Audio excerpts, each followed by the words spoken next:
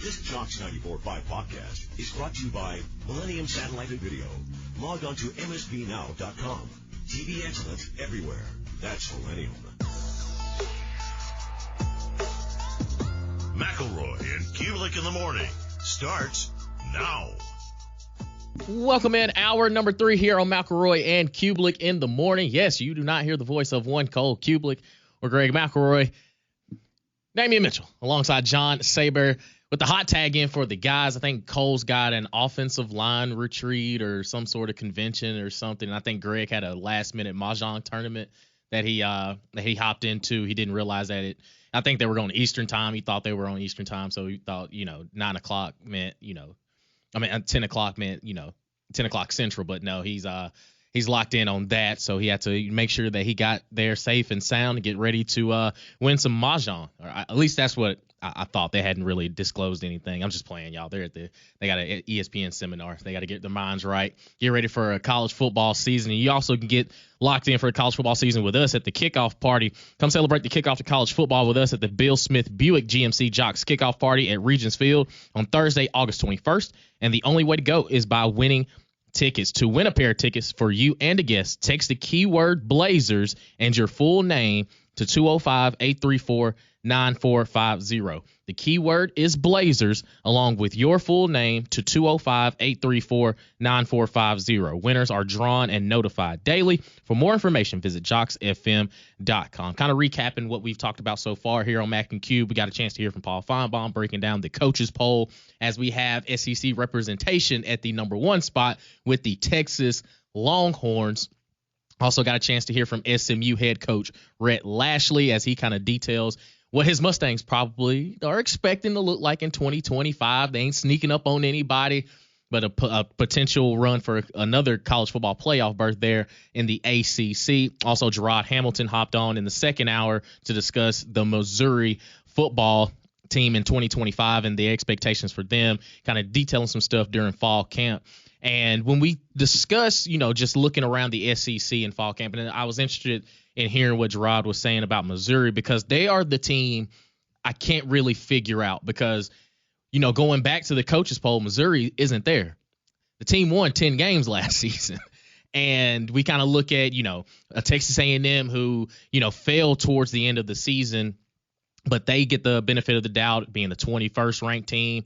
You look at, Ole Miss and kind of the big loss that they had at Kentucky, and then to follow that up with LSU and Florida still sitting around at 15. South Carolina getting some juice, of course, with everything that they have returning. Tennessee being at 18. When I kind of look at how the SEC, I don't necessarily think they got the teams wrong per se, but I do think that it's interesting where these teams are. Oklahoma technically was the first team out because they were 26, and then you see Auburn there at 32. And when I look at, even Vanderbilt is in the top 50. Let me repeat. The Vanderbilt Commodores, no, they're not in the top 25, but they are a top 50 team. Not in GPA or APR or whatever that is. No. We got to check their PFF rankings to see exactly where this Vanderbilt team is, but kind of looking at the SEC as a whole, with Florida being looked at as one of the better teams, the better units, I think last year caught a lot of people by surprise because, again, going into the season, everybody was thinking if Billy Napier can survive a 5 or 6 win season, they actually did a pretty good job. But then they followed that up with the 8-game, 9-game win, 8-game winning season last year. The expectations now with DJ Lagway, again, having that injury bug, but still looking at being one of the better players in the conference. The expectation levels about a lot of these teams has kind of changed a little bit. I think that, one, having Texas at number 1, I understand it. But I think for me personally, I know on the defensive side of the ball, I don't have as many question marks, but I think a lot of people are looking at the upside of, they have Steve Sarkisian. You look at the success they've had the past two seasons as far as making to the college football playoff. You kind of have to understand that, if there's going to be a team that's going to get the benefit of the doubt, it's them. And I think what Steve Sarkisian has really built, and I go to the conversation we had with Barry Trammell yesterday, who covers Oklahoma, And he kind of brought up the whole question mark of Oklahoma coming into the SEC. Are they ready? Were they built for it? Have they been recruiting towards it? I think Texas kind of was a little bit ahead of the curve when they first got into the SEC, because you saw a couple of years ago with Travondre Sweat being on that defensive line. They got bigger in a lot of areas that you need, especially in the trenches, when making that transition to the SEC. And now when you look at what they've been able to do in recruiting wise and what the players that they have coming back, I can understand why they are the number one team. I think Ohio State being at number two, again, when you're the defending national champions, it's kind of hard not to, unless you just have a complete fall off the map, kind of, when Auburn won the national championship in that following year. I think they were ranked like 21, 22 going into the season. But I think Ohio State has kind of reached that pedestal of, it doesn't really matter what name is on the back of the jersey. We still the Buckeyes. And until proven otherwise, they're always going to be looked at as one of those top teams in college football. When we had Paul on, I thought he said something very interesting about Texas. And, well, actually, this is what he had to say. I think the fact that they have been so good for a couple of years, they've recruited well, they've done well in almost every area. And I think Sarkisian brought some of this on by talking about his roster. So the one thing we all react to it. Everybody gets a little more interested when we see that first poll, and I think we'll be more interested a couple weeks from now whenever the AP poll comes out, because it has more credibility. But I think in Texas's case, they just have gotten there by virtue of being the team that's been to the playoffs the last 2 years. That is something that honestly should be kind of lauded a good bit more. There's only been one team that made the playoff in back-to-back years. And granted, yes, okay, there were 12 teams last year, but the year before, there were only 4. And only one team has been able to do that. And part of me wants to say maybe that they're a bit overhyped because we don't truly know what we're getting in Arch Manning. We think we kind of do, but also we've seen him play okay. Not necessarily, he's played very good at times, right? But he's also just played okay. But that said, I don't know if anyone else really warranted being ahead of them, because I do think Clemson's a good team and probably will not only fight for a playoff spot, but fight for a home bye. But I don't think they're better than Ohio. I don't think they're better than Texas. Ohio State, they seemingly have the talent. Right. But they have someone we don't know at quarterback. So it's like, okay, and yes, they are the defending champs, and they do have quite possibly the best receiver, if not the best football player in all of the game. But you still have not only a question mark at quarterback in terms of how he is as a starter, you also have at least a whole new offensive staff. If not that, I think the DC left as well. So Ryan Day's looking around like Will Smith in the finale of Fresh Prince, just like, dang, everything's gone, just waiting for Carlton to come running down the stair, goes, hey, and realize, okay, well, there is someone here. I guess that was Jeremiah Smith, the one person that stuck around. But, and as Greg has said repeatedly, do you want to trust Penn State and James Franklin? Right. Like, they may be overall more talented, but I'll believe it when I see it kind of a thing. So as every team near the top does have questions, it feels like Texas most likely has the fewest amount of questions. So I'm okay with them being at number one. It does feel a little bit off, but I don't think there's a team right now you can put ahead of them. Right, and that's what me and Conrad talked about earlier on Morning Jocks, because I said the only team that could really have an argument is Clemson. I think because of what Cade Klubnik showed you last year, when pretty much, I will say that I kind of wrote him off. I was just like, man, he's not that guy. He's been there too long for them not to have had the success that they've had in years past.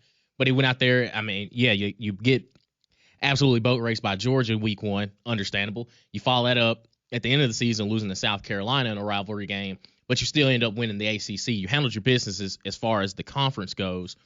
But I do think that with the pieces that they have, especially on the defensive side too, you kind of look at this Clemson team of, okay, is it going to be kind of how it used to be where it's Clemson and then everybody else? But then you have SMU, who entered the chat last year of, yeah, we got a lot of money. We also got a lot of talent.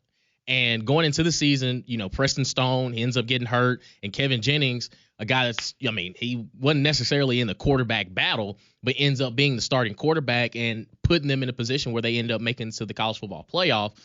And hearing Coach Lashley of like, hey, last season, nobody expected us. They were picked 7th in the ACC, and then this year they're picked 3rd. So it's still kind of that underdog mentality, even though you reached probably unprecedented success in year 1 in a new conference. And now you have Miami. Does Miami end up having the same situation where they had last year, where you got the big wins, you win, you're stacking them up, and then you have those questionable losses like to Georgia Tech or to a Syracuse team who you should have beaten, you were better than going into the season. So how much does Carson Beck kind of change that dynamic? And can Mario Cristobal starting to get into that conversation of like Lane Kiffin and James Franklin of, all right, coach, we see what you're doing, but it still hasn't equated to the ultimate success. Still haven't seen you play an ACC championship game. Still haven't had you consistently in the college football playoff discussion. So it kind of, when these polls come out, and again, this is early on, this is preseason projections, which is, it's something to talk about. And I think that when we look at, just the top 10, you have Texas at number 1, Ohio State at 2, Penn State at 3, Georgia at 4, Notre Dame at 5, Clemson 6, Oregon 7, Alabama at 8, LSU 9, and Miami rounds out the top 10. I do believe that these 10 teams have a conversation. Like, they're at least in the conversation of, all right, if somebody told me that Oregon messed around and wins the national championship at the end of the season, I could believe it. But also, there's no more Bo Nix back there. Now you got Dante Moore. Is it just step in? Hey, the system is going to work. No Tez Johnson out there, receiver. Evan Stewart's hurt. Don't expect him to get back until probably midway to late in the season. Can they survive another Big Ten schedule? Dylan Gabriel's gone, and he played a ton of football. They had them winning the Big Ten. So I look at a lot of these teams in the top 10, and nobody is kind of just, oh no, I cannot believe that. Again, Notre Dame, I genuinely just don't know what to expect. I assume that Marcus Freeman is one of the better coaches in college football. Well, now you're replacing a lot from what you had last season in Riley Leonard. You do get Jeremiah Love back, but who are some of those weapons that you're going to be dependent on now?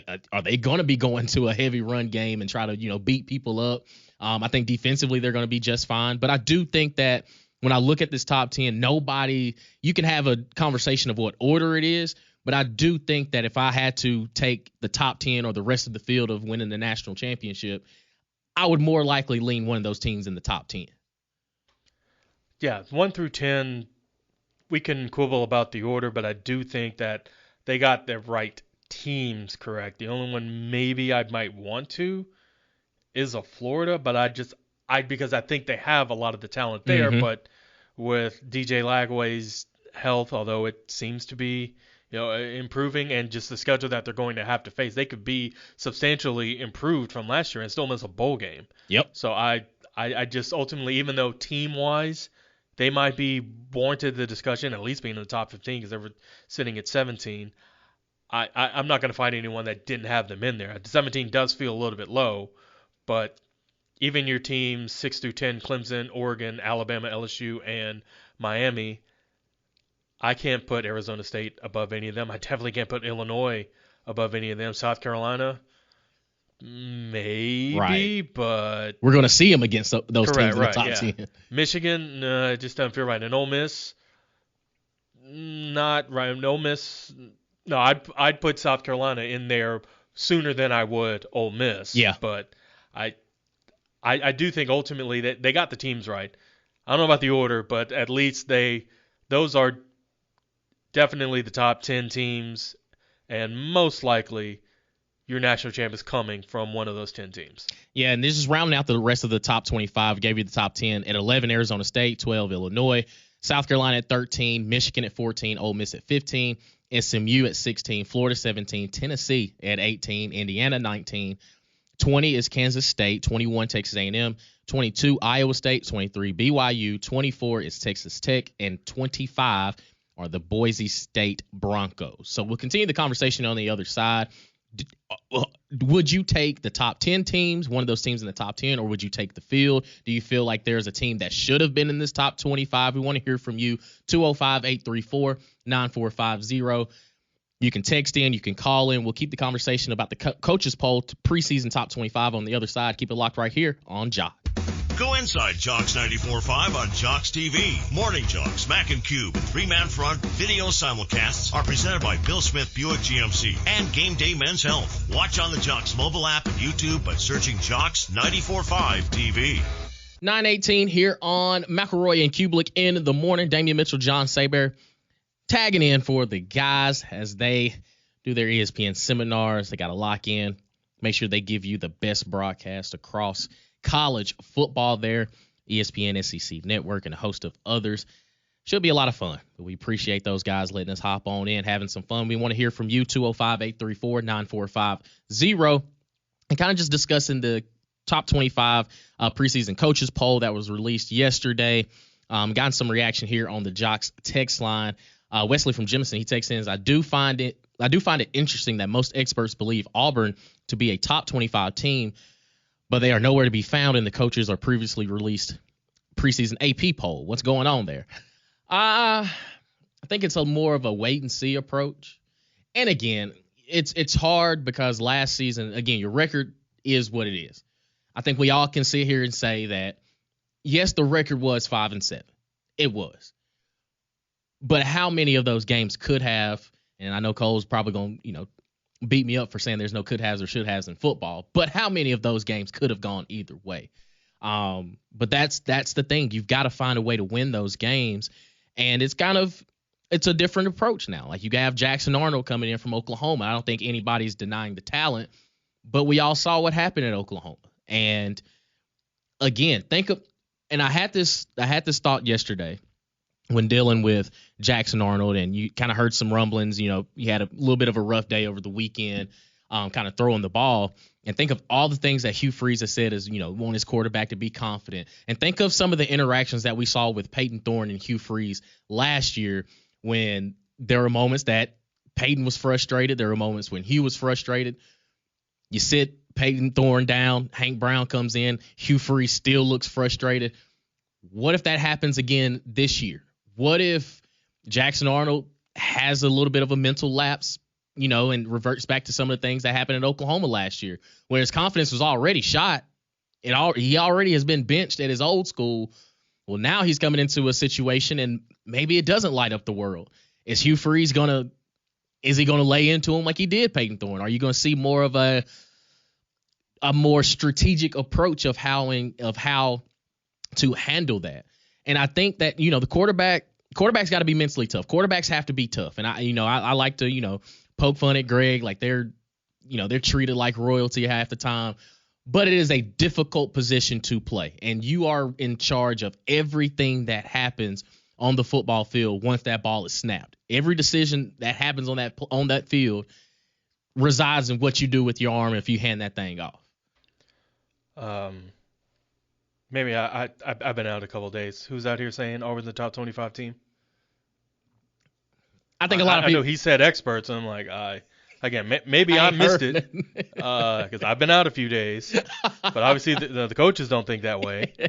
I'm not saying they're going to be a bad team, but right. Top 25 team. I mean, these were top 25 teams last year. Syracuse, Missouri, UNLV, Colorado. Auburn's 5-7. There was no team worse than 9-3 in at least at the bottom of the top 25. Memphis was 10-2. Army was 11-1. Yeah. I'm not saying Auburn's going to repeat last year, but they got a long way to go. Right. To be that. I think they're like Vanderbilt. I think they're a top 50 team. Mm-hmm. I don't think they're a top 25 team. Like again, maybe I'm missing. I just didn't know who was out here. Who Wesley was out here saying, oh, yeah, I hear the experts saying it. Really? Like, because maybe you just want to think you hear that to take it personally, because you got to look for that motivation. Maybe the person you have to debate in like a couple hours. No, I think because of the coaches poll, like you see they're receiving votes. And if it was continuing past 25. I think Auburn's like at 32. For a 5-7 team to even be in that conversation, it's kind of okay. Well, if it all goes right, and I think that Auburn has reached that point of you can't continue to keep getting the benefit of the doubt if you're going to underperform. Like, think about this: Auburn hasn't won more than 8 games since 2019.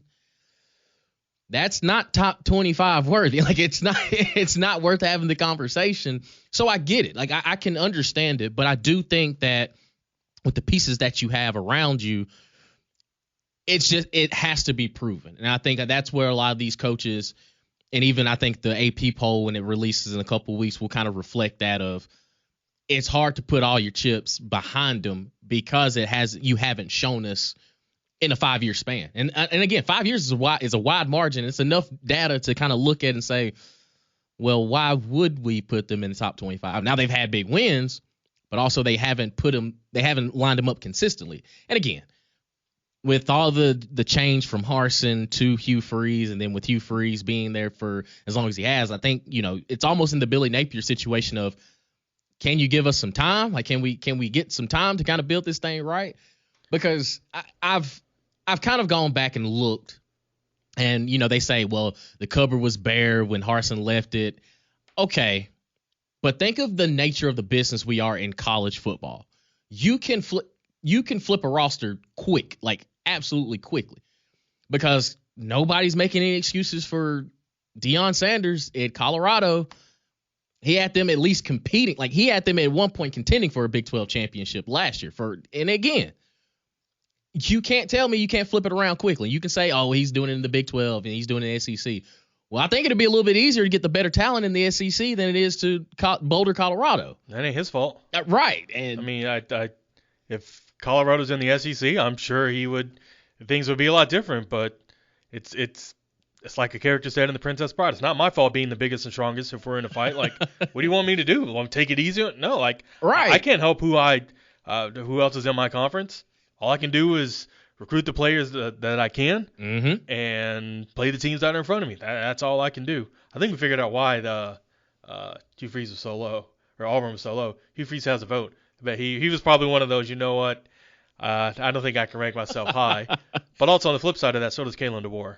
Yeah, right. So you probably have a lot of anti-Auburn because DeBoer has a vote. Clark Lee has a vote too. Oh yeah, he's so looking both of them like, nope, we got to make sure they're down. Yeah, they're looking at it like, nah, we ain't doing that. Like, we appreciate it. Wesley, he takes back and he says Joel Klatt is the biggest name to predict Auburn in the top 25. He has them at 22, and you can take that information how you will. I just kind of tune out what Joel Klatt kind of has to say about a lot of things, especially because it all goes back to the Georgia-Alabama game last year where he was just like, oh, Georgia just ran out of time. No, Georgia found themselves down like by 6 scores in the first half. They didn't handle their business. Like, Georgia's not Vanderbilt. They're not Kentucky. No, they went out there the first half, laid an absolute egg.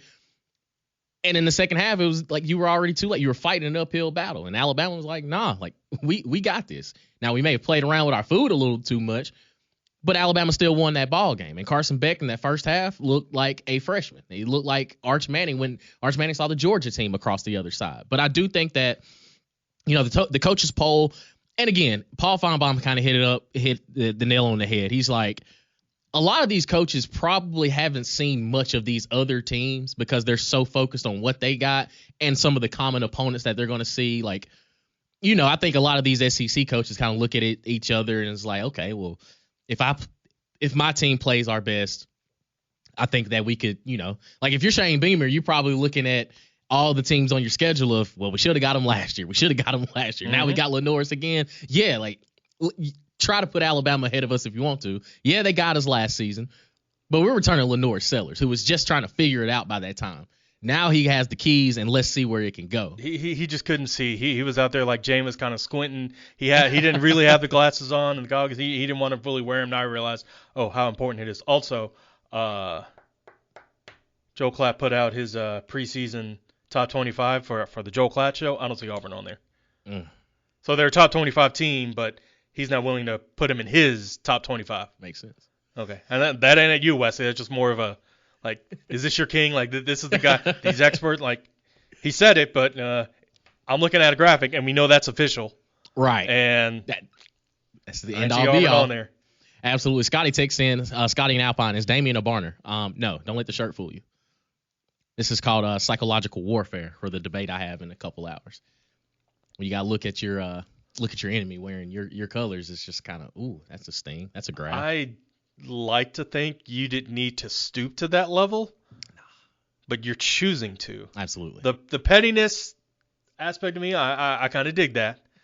But also, I mean, this dude took you to a football game. Yeah. And like, absolutely. Y'all are bros and stuff, and now you about here trying to crush his soul. Listen, 12:30 today at Soho. You've seen Social Taco. You seen the Lion King? Even Scar even did it to Mufasa, dog. Well, technically they weren't blood brothers, but no, and Mufasa kind of stole his girl, but before if you saw Mufasa, right? Yeah. Before that, Robert texts in, he says, "I think Alabama's in a perfect spot at number 8 despite a tough schedule. These rankings need to be based on projecting this year and not last season. Ohio State, South Carolina are too high. Texas A&M and Clemson are ranked too low. Ooh, I'm interested to see what you think about Texas A&M, Robert." Feel free to text back as everybody else can. 205-834-9450. You can call in as well. To continue the conversation of the coaches poll, keep it locked right here on McElroy and Cubelic in the morning. The capital of the sports talk nation. This is Jocks 94.5 and JocksFM.com. Birmingham. 9:32 here on Jocks, McElroy and Cubelic in the morning. Damian Mitchell, John Saber hopping in for the guys for the final hour. And we want to hear from you, 205-834-9450. Just taking a look at the coaches poll that was released yesterday. A lot of SEC representation. Of course, Texas comes in as the number 1 team in the nation. Georgia comes in at number 4. Alabama at 8. LSU at 9. South Carolina 13. Ole Miss 15. Florida 17. Tennessee 18. And Texas A&M comes in at 21. So, there's ever a question of if it just means more, it's answered. It's answered. It's just, it's hard not to deny the SEC is the best conference in college football. Yes, we know Ohio State and Michigan have hoisted the trophy the past 2 seasons, and they have also knocked off some SEC teams along the way. But game in and game out, week in and week out, it is hard to deny that the SEC is the best conference. And kind of looking at the top 25, and as everybody knows, I'm a Josh Heupel fan. I am a huge Josh Heupel supporter. And Tennessee being at 18, I don't necessarily have a problem with it, but you can sway me a lot of different directions as far as should Florida necessarily be ahead of. I can understand it because of everything that Tennessee has lost. But if it does click, I can look at this Tennessee team. And again, I'm not saying Joey Aguilar is going to be the next Hendon Hooker. But there are so many unknowns that you can lean more pessimistic that, hey, man, a lot of these guys haven't played. They haven't proven anything. It is so hard to just truly say that they're one of the top 25 teams in the nation right now. Fair enough. You can also lean the optimistic side of things of Josh Heupel's made Joe Milton look at least comparable. Like he made him look decent. Nico won a few games, but you still had that loss against Arkansas where it's like, why are you playing quarterback in the SEC? Hence why he's at UCLA now. But I do think that Tennessee's kind of one of those teams that you can tell me they're going to mess around here and win 8-9 games. Could believe it. Not that big of a drop off. You can also tell me they're going to win 6, and I'll be like, yep, it's kind of expected with everything that they've lost. Also, Dylan Sampson ain't running that ball no more. And I think when we had the practice a couple weeks ago with Greg, when he was, kind of talking about the air attack for Tennessee, they haven't even come close to putting up the same numbers as they did with Hendon Hooker in 2022 at the quarterback position. And a lot of it has been since the quarterback since Hendon Hooker. I think that the system is shown that it works. It's just you got to have consistency. And I think that what they've been able to do as far as, spread everything out and still being able to be one of the best teams running the football, Now you're about to have a bunch of running backs that have not really carried the load as a Dylan Sampson last year. So I can understand a lot of question marks. There's no James Pierce on that defensive side. Jamar McCoy's going to be coming back from injury. It's just so many unknowns. And I think that, Josh Heupel, the things that he spoke about at SEC Media Days, like he seemed really confident, very relaxed. It's kind of like, okay, it is when I say wait and see, we will know everything we need to know at least by week 3 when they match up with Georgia. Now, if it's, can you at least make it a ball game? Because you had the game kind of in control last year, but you let a few possessions slip away. Georgia comes back and beats you. But for the most part, I've seen a Tennessee team at ranked number 1 in the nation go down there and absolutely get beat to sleep by Georgia a couple years ago. So it's kind of a wait and see approach, but I do understand why they find themselves in that little bit of a unique spot at 18. Texas A&M at 21. I'd flip those two teams. And the thing is, I wouldn't be opposed to it. Yeah, I think I just don't think Tennessee's a top 20 team, but I think they're probably a top 25 team. Right. So putting them at 21, I think would make sense. Whereas Texas A&M, another year under Elko and everything that we saw from them, I think they're a top 20 team. So I would flip them. And that's the thing, man. Like these, and again, it goes back to Texas A&M. Like, can you get out your own way for 1 year? Can you give me 1 year if you just don't find a way to blow it? Like, I understand that it's so difficult because when you look at their roster, you look at how they lay out. It's like, man, it's hard not to believe that they could potentially be a team that's in the college football playoff conversation. But also, they'll find some sort of way to just like, you had it right there, and you still you missed it. You missed out. And again, last season, you had 2 games. You had 2 games left on your schedule. An Auburn team that was just like, hey, we just trying to survive. And you go into 4 overtimes and you end up losing. And it's like, come on now. And then you follow that up with Texas, who literally just somewhat understandable, but still. Yeah. Like, yeah. You've been here long enough. Like, you've been at the party, you've been having a good time, and then you see like your big brother come in there and it's like, man, come on, dog. Like, I finally got a chance to breathe a little bit. I didn't get ID'd at the party no more. Like, I'm starting to feel good. And then your big brother come in and is like, nah, let's head on up out of here and see what's going on, man. This is for the real contenders. And it's hard not to. And I do love Mike Elko, and I think that what he's been able to do, because you see how physical of a team they can be. But then there's times where it's like, man, like, why can't this team put it together week to week to week? And it kind of just like a burnout effect. It's like, man, come on now. How do you have all this momentum rolling into your favor? I think South Carolina's kind of punched them in the face a good bit. Then you follow that up, and you beat LSU when LSU was in your position of, man, as long as we went out, we should be okay. And then you beat them, and then you follow that up with Auburn and Texas. And it's like, well, it was fun while it lasted. And then not to mention you lost to USC in the bowl game, and there's only so much you can take away from that. So we figured both of these teams are around the same spot. They're in different points in different aspects, but overall they're right about the same, around a top 20 team. Who's more likely to make Atlanta, A&M or Tennessee?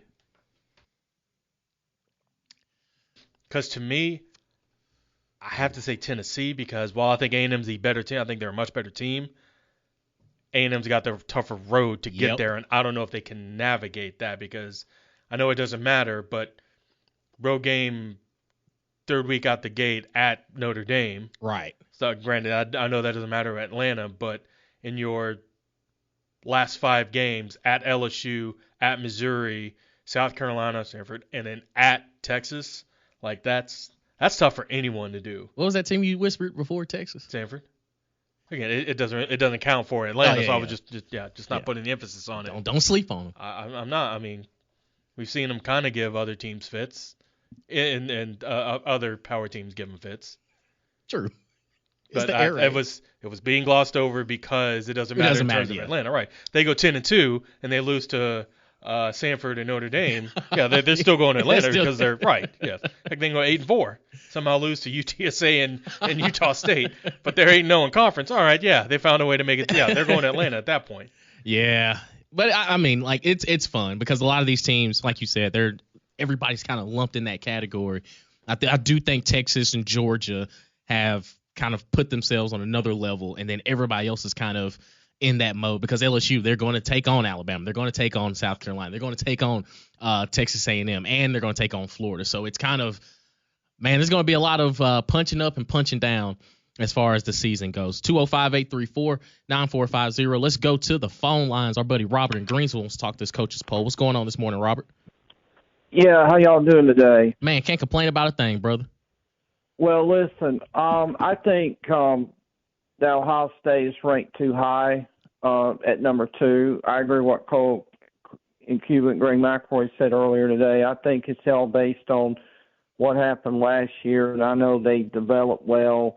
I know they recruit well, but you just look at their schedule. I mean, their schedule is more challenging than people think. You know, they talk about the Texas game a lot, but they have to go to Washington. Washington is a very tough team in Seattle. I mean, they've beaten Oregon and Michigan the last couple of years, second year under their coach. And then they've got Illinois on the road. I know people around here are down about Illinois. They lost 2 receivers, but they got everybody coming back. They got to go to Wisconsin. Alabama will see Wisconsin week 3. Penn State is a huge game.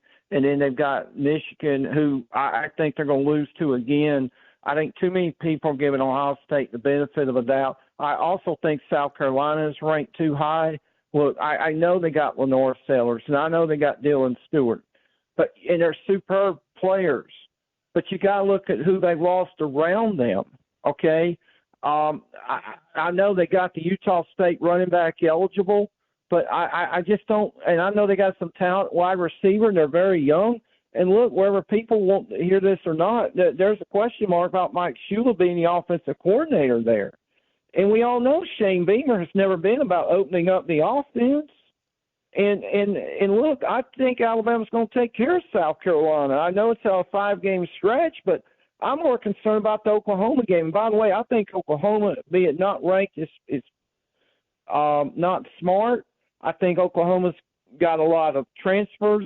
Brent Venables is now in charge of that defense. I think you got to give him the benefit of the doubt. And I think Texas A&M, to me, is too low. Look, you got to remember, they had a chance to win the SEC championship or get the SEC title game in Atlanta and Elko's first year there. And they had a lot of injuries, a lot of bad luck happen down the stretch. And I know they finished 8-5. Look, they got a lot of starters back. I like A&M. I don't like them to win the league, but I think they're going to be better than people think they are. They need to prove it, though, against Notre Dame. That's their proving ground game on September 13th. And at least Tennessee's about right. I think Ole Miss is in because of what they've done in the transfer portal. Also, they got a very favorable schedule. And I think Clemson, to me, that is the team I think to keep an eye on as far as winning the national championship is concerned. I'm thinking about picking them because of all the starters they have returning. They have a fairly tough schedule, but it's not as difficult as the SEC teams have. But we got to play SMU. They barely beat the ACC title game. You got to go to Louisville on a short week. You got South Carolina. You got LSU. And you got Syracuse, who won 10 games last year on there. That's some pretty good schedule they have. And I think it's crucial for the ACC to go off to a fast start. No, you're right, and thanks for that call, Robert. I do think, it's interesting that Robert says that he thinks Ohio State's too high, yet he wants to give Texas A&M the benefit of the doubt. Right. Like, Ryan Day just won the championship. Like, if anyone deserved the benefit of the doubt, yeah, it's that team. Texas A&M, they've faced some unfortunate luck near the end of last year, but they still were in a position to win it, and they didn't. Yeah. And so I'm perfectly fine with Ohio State. I'm kind of there with you. I don't know if they're number 2, but they're a top 5 team.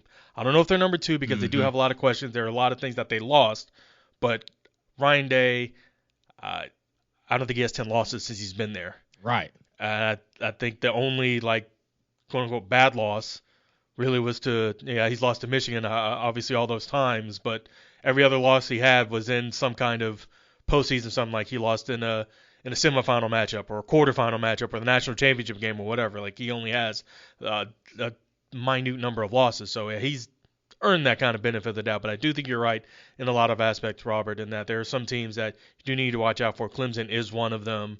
I see where you're coming from in South Carolina, but Shane Beamer, whether or not he opens up the offense, he's shown that he is capable of getting it done. Yep. And this will be a very, very proven year. And even though, yes, bringing in Mike Shula, we heard from Shane Beamer earlier when he said how, Mike Shula's worked with a lot of great QBs. He's worked with a big quarterback like Cam, a big athletic quarterback like Daniel Jones. Like, may not be the best example, but you still saw what Daniel Jones was capable of. Mm-hmm. He just, didn't have a team around him, whatever, to do that. And bringing that to Lenore Sellers, right? Yeah, that can be a massive improvement on a team with a quarterback that's already a top 5 QB in the SEC. Yeah, and I mean, I get his point with a lot of the pieces that you have, but the names that he said that are returning for South Carolina and Lenore Sellers and Dylan Stewart, right? Yeah, they are game changers. Correct, like right. 1,000%. It's just like Ohio State. Okay, yeah, they lost a good bit, but they got Ryan Day and they got Stewart. Yeah, they're probably going to be fine. Yeah. So it's kind of, and that's the thing about these polls. A lot of it's just projecting, and a lot of it kind of plays off of what happened last season. I do think there's another team that we haven't really discussed that if it all goes right, and I mean it has to go right, I would not be surprised if they're hoisting the trophy at the end. I'll tell you who that is on the other side. Keep it locked right here on McElroy and Cubelic in the morning. Go inside Jocks 94.5 on Jocks TV. Morning Jocks, Mac and Cube, three-man front video simulcasts are presented by Bill Smith Buick GMC and Game Day Men's Health. Watch on the Jocks mobile app and YouTube by searching Jocks 94.5 TV. 9:51 here on McElroy and Cubelic in the morning. Damian Mitchell, John Saber with you for a few more moments as we get you set for the 10 o'clock hour as three-man front live from Social Taco. It's a big day, pretty big day. You get the debate with the undercard, me, Damian Mitchell, versus one of our wonderful listeners, Don, and then Conrad follows that up at 1 o'clock with a matchup with Bama Hater. So it should be a jam-packed show. It should be a fun show live from Social Taco, and it should be a great time. You can also party with us on August 21st. Celebrate the kickoff to college football with us at the Bill Smith Buick GMC Jocks Kickoff Party at Regents Field on Thursday, August 21st. And the only way to go is by winning tickets. To win a pair of tickets for you and a guest, text the keyword Blazers and your full name to 205-834-9450. Again, the keyword is Blazers and your full name to 205-834-9450. Winners are drawn and notified daily. For more information, visit jocksfm.com. Can't wait to see y'all there. So a team that haven't really discussed, and it might come with a little bit of controversy, but again, it's early on. But if it all goes right, you shouldn't be surprised that they could be finding themselves holding a national championship at the end of the season here in the SEC. Amongst everything, all the criticism, all the hate that he receives. But if it all goes right, Brian Kelly and the LSU Tigers, it would not be a surprise if we look at Garrett Nussmeier throwing for 6,000 yards. Not to say they're going to put up Joe Burrow type numbers, but when you look at the pieces that they have around there, there's a lot of speed at that receiver room. If they actually commit to running the football, like actually saying we are going to run the ball, and they have some success, and if their defense if they just get half a percentage better, LSU is going to be a tough team. Now they gotta find a way to not blow it. Now again, they can go out there and lose week 1, and you can go ahead and just start the party because everybody's going to get Brian Kelly out the door. But if they win all those games after that, there are some teams on their schedule that they're going to have to. They can go toe for toe with, but they got to come out on the winning side of. You get the return with Florida. You get them at home this time. Not to say that it makes much of a difference because they tell us how crazy it is night game in Death Valley. And I saw Alabama pull their coaches in the fourth quarter to come join them on the sideline, and we saw how that went. But Brian Kelly has shown that he can win. He can win at a high level. But also Garrett Nussmeier, it's a lot on his shoulders. If he can not even stop, can he slow down the pace in which he would serve the football to the other team? I'm not picking LSU to win it all, but they are definitely in the conversation. I mean, they were in the conversation last year, and then, stuff happens. But it's not out of the realm of possibility that we could be looking at Brian Kelly finally getting over that hump and finding LSU in the college football playoff. Am I crazy for thinking it? I counted 7 ifs in that. That's a lot of ifs to just find them maybe in the playoff. But when you look at them on paper, like it is hard. Like it is hard for me to look at this LSU team and say, man, they're talented enough to go toe for toe with anybody else. But a lot of it's just their own misstep. It's their own doing. And think about, and again, that Alabama game, it just deflated them. Like it's just kind of, man, I thought we were here. We're not there yet. You go on the road to Texas A&M. They beat up on you. You escape early on in the season with South Carolina. And that's when everybody started having conversations of, okay, now is the SEC just really starting to find that parity, or is LSU just inconsistent as all get out? And both things could have been true. So with their August and September slate of removing the unimportant non-conference games of at Clemson, Florida, and at Ole Miss, do they need to be 2-1 at least, or do they need to be 3-0 to be at least looking at that playoff spot? Because I think 3-0 to be 3-0 to be serious, 2-1 to have the conversation, to at least sprinkle them in there. Okay. But again, like you got Ole Miss last year on literally the last play of the football game. But when you look at just what Aaron Anderson, Barry Brown coming in from the transfer portal, Hinton Jr.'s coming back, like they just, to me, I look at them offensively of if they got to go out there and score 60, they're equipped to it. Now defensively, can you stop them from scoring 59? Like can you hold them to 59? That's the question. That seems like what LSU has been over the last little bit of. Yeah, you got the offense, but I mean you had your last Heisman Trophy winner. In essence, was wasted because right. You scored 50 but allowed 61. Right. It's hard, man. But I think that's what makes the SEC so much fun. Appreciate Paul Feinbaum hopping on with us. Of course, SMU head coach Rhett Lashley, and also Gerard Hamilton from Missouri. All those podcasts are there at jocksfm.com, Apple, Spotify, wherever you get your podcast. A lot of fun. We'll continue some great conversation. Take a look at fall camp tomorrow. But coming up at the top of the hour, live from Social Taco, it's 3-Man Front. Keep it locked right here on Jocks. This is McElroy and Cubelic in the morning.